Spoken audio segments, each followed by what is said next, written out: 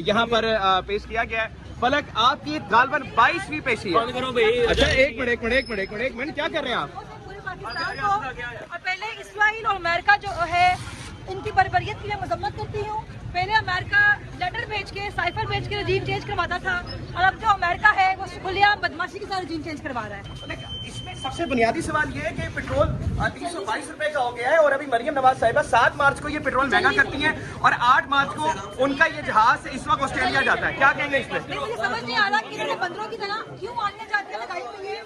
एक जहाज से उतरते हैं, दूसरे जहाज पे ये चढ़ जाते हैं, पाकिस्तान के लिए ला कह रहे हैं। ना पाकिस्तान की बरामदगी साफा हो रहा है, ना कोई सफारतकारी में कोई फर्क पड़ रहा है, ना पाकिस्तान की इन्वेस्टमेंट। सिर्फ इन्होंने आनियां उजानियां लगाई हुई हैं, इनको गरीब का कोई एहसास नहीं है।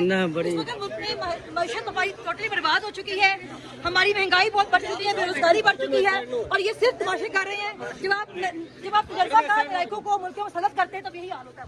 आपके ख्याल में इस वक्त में मुल्क की जो मैशत है ये बुजदार आपके साथ की थोड़ी अच्छी है, और यहाँ पे लोग सिर्फ इमरान खान के खौफ में मुबतला है। मुल्क के लिए आप हाथ ना पकड़े, ठीक है? आपसे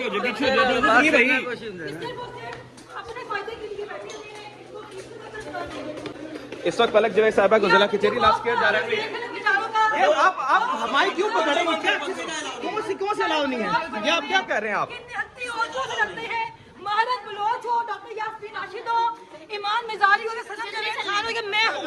ये खवातीन की आवाज से खौफ ज्यादा है, और हमें जेलों में बंद करके आपने ये नहीं किया कि हम गलत हैं, बल्कि आपने ये साबित किया कि आप बुज़दिल हैं।